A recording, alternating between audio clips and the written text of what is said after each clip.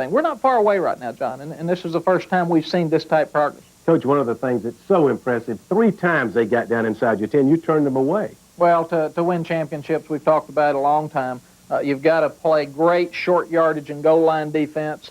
You've got to stop the run, and you've got to run the ball. And our defense on Saturday played lights out to stop Georgia Tech down on the goal line 3 times, get to 4th and 1, force some field goals, gave us a chance to win the ball game. Had a lot of big plays that you've got to take away, but kept them out of the end zone large part of the day. 13-13 tie, Carolina, Georgia Tech. We'll come back, show you first half highlights after this from First Union.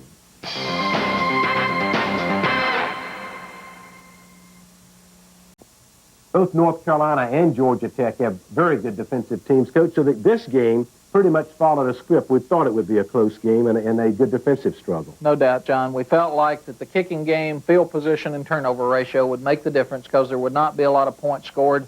Offensively, we got off our rhythm early. We made some mistakes. We got a little frustrated, came back and played a little better the second half. Defensively, played great when it counted. Couldn't have been a more beautiful day at Kenan Stadium on Saturday.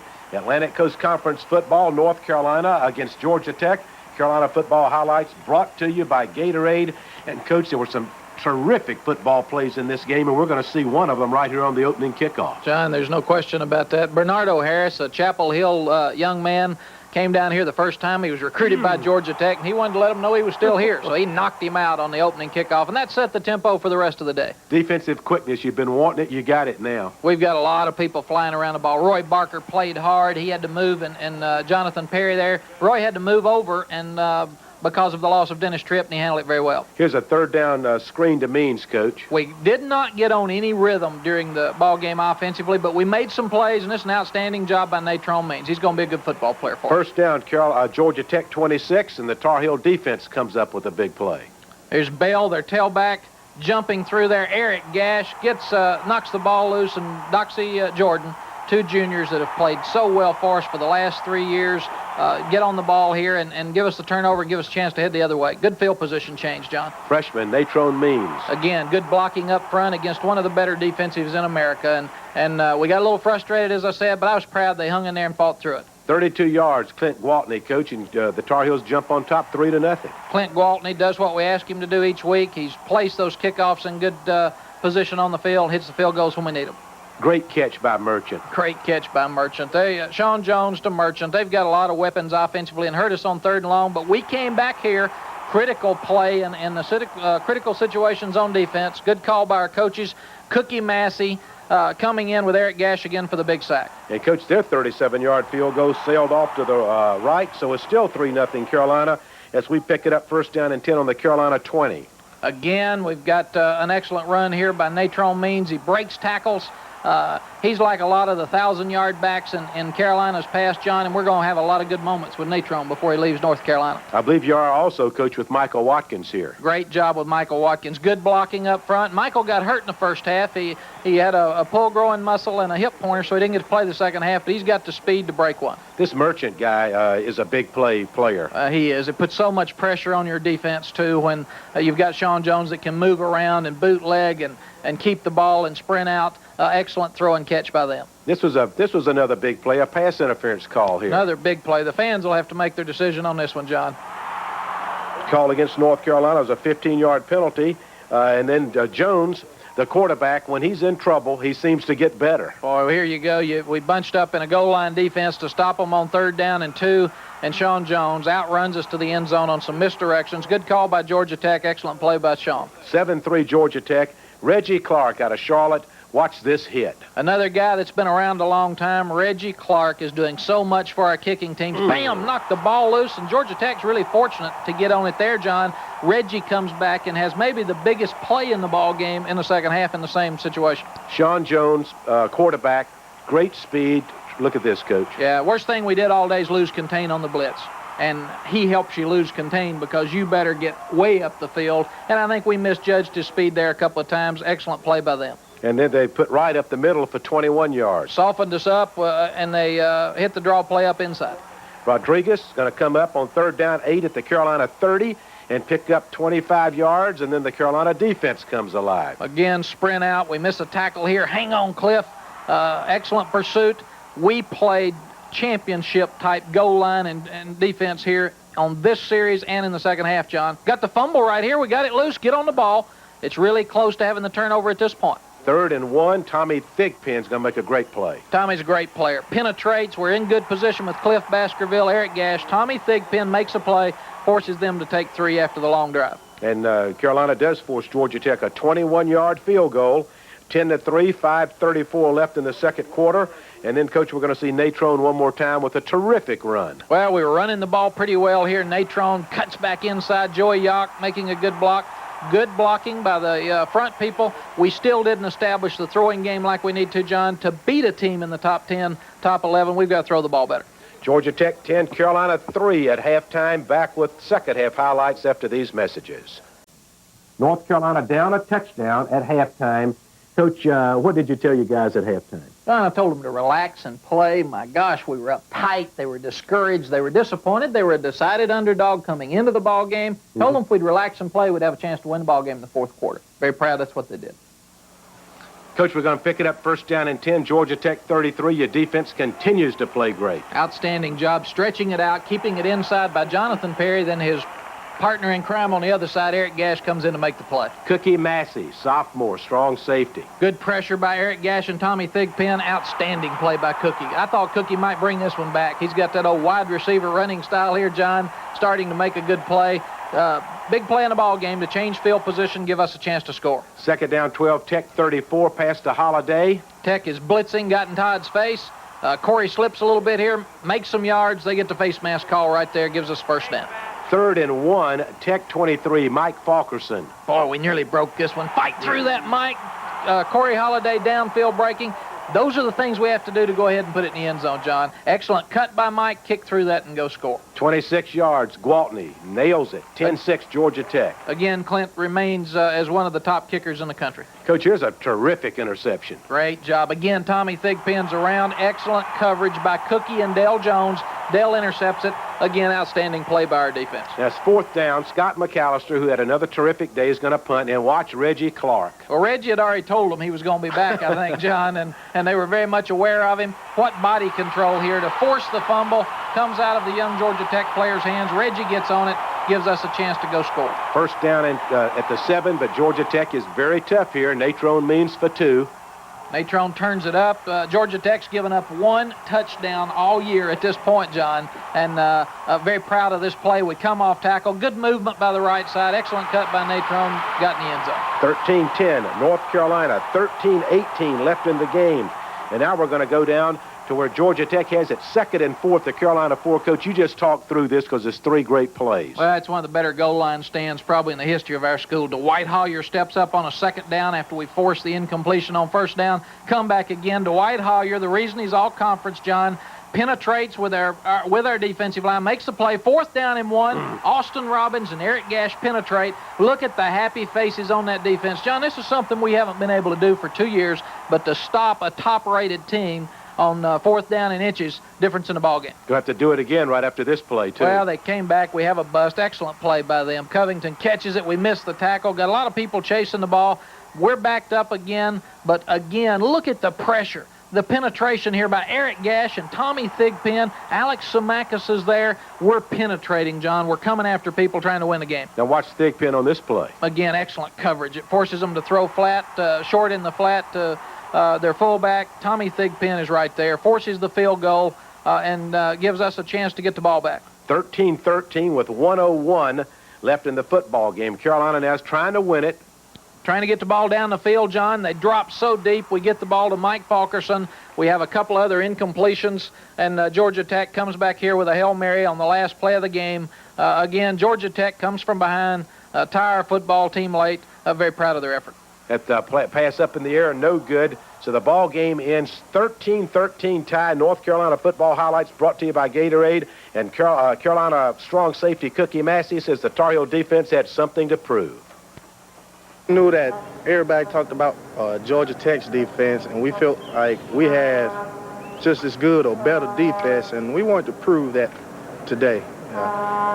And effort-wise, the whole defense, we flew around, made some bad plays, but we also made some good ones. So we're not exactly really proud, but we feel good about where we are right now. We feel like, we could have won, and we had a lot of opportunities to win, but we've made a lot of mistakes, and we're very fortunate to come out, as a tie, I guess. It feels good to know that we could play that well against a good team who is rated 11th team in the nation. So, you just have to come out here next week and, just try harder and just get ready for next weekend. North Carolina 4-2-1 overall, 1-1-1 in the Atlantic Coast Conference after the tie with Georgia Tech. We're going to come back and meet a couple of outstanding North Carolina offensive linemen and also have a talk with a former Tar Heel All-American. No football team is a whole lot better than its offensive line, Coach. These guys don't get a whole lot of publicity, but they deserve it, and we're going to talk to a couple of them today. Well, they're both outstanding leaders. Kevin Donnelly, one of the dominant offensive linemen in the country right now, and we're very proud of Kevin, also an academic All-American. Andy's a great student. He's played guard, he's played center, and he's really been a stronghold at guard since the first of the year. Very proud of both young men. Andy Dinkin and Kevin Donnelly, our Mike Small talked to them, and you'll see it today, brought to you by Eckerd. If the way to a man's heart is through his stomach, then you've got to figure the path to playing time as an offensive lineman would begin with a trip to the supermarket. Kevin Donnelly and Andy Dinkin are roommates and offensive linemen on Carolina's football team. So logically, you'd figure there'd be quite a bit of food passing through their apartment. But as Donnelly explains, you can't just buy anything. You know, a lot of people, when they're picking out their fruits and vegetables, poke, prod, thump, do whatever they can to see if it's ripe or not. I have a special technique. I smell it. It smells slightly sweet, but I know it's ready and ripe, ready to eat. Real good. But Dinkin has a different approach. Don't get me wrong, I'm very nutritious conscious, just like Kevin. But I also believe in making my meals quick and easy. Shopping needs to be quick and easy as well.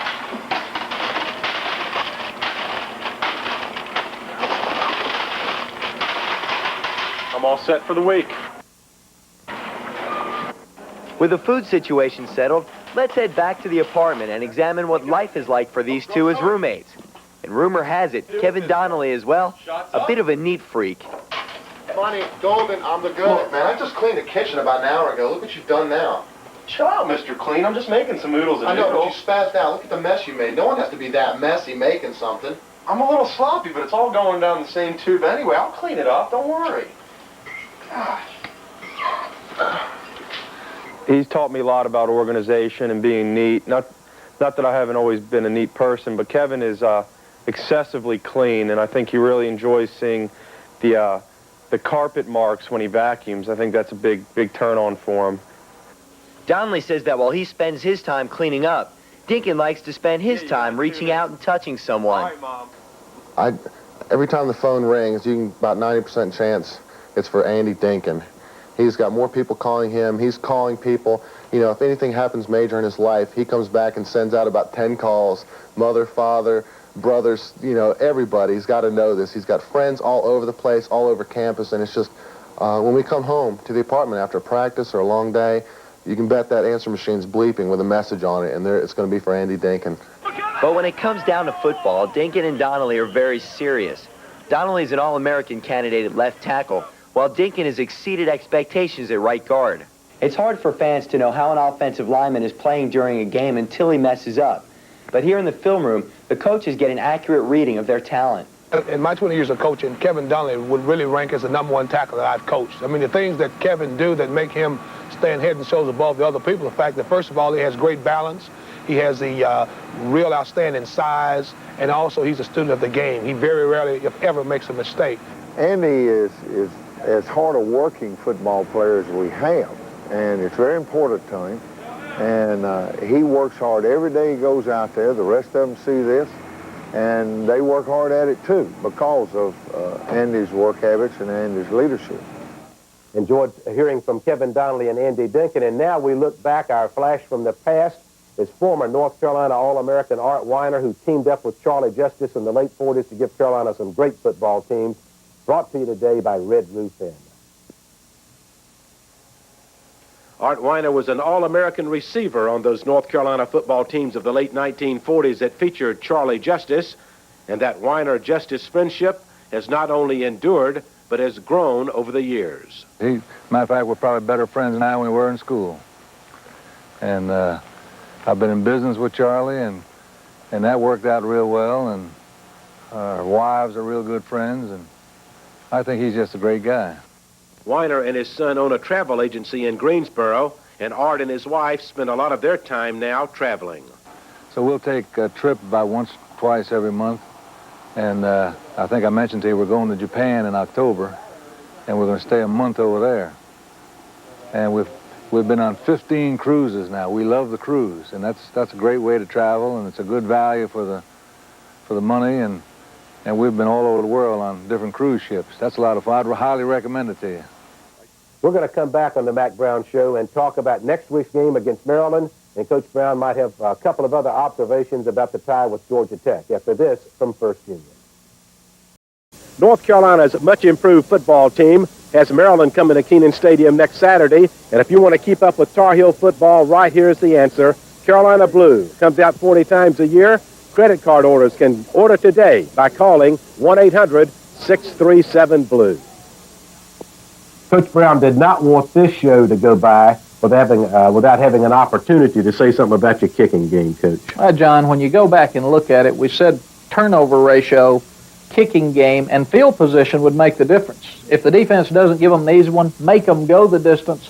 Clint Gwaltney's 2 for 2 in the field goal range. Our kickoff coverage was dominant. But what about Scott McAllister? There's a turnover in the kicking game as Reggie Clark covers their punt. There's another close call. And then, John, the key play of the game, after Reggie gets his turnover, the other key play is kicking the ball dead at the 6-inch line. Right. Our kicking teams are playing as well as anybody in the country. When you make college football teams go the distance, we gained 4 turnovers. We didn't turn it over offensively, scored in the 4-down zone.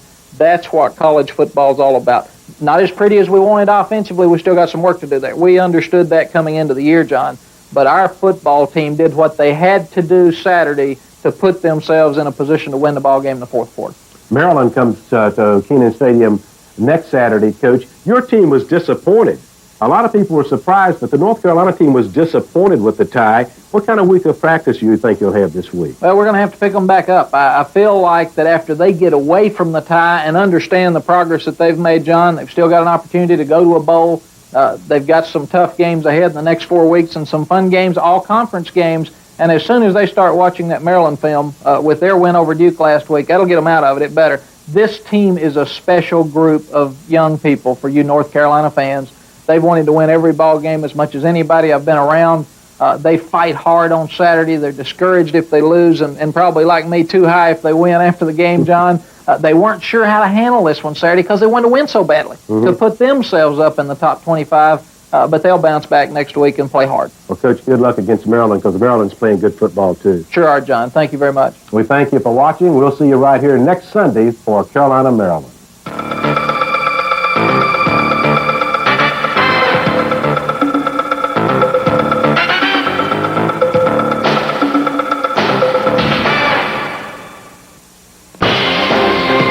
The Mack Brown Show has been brought to you by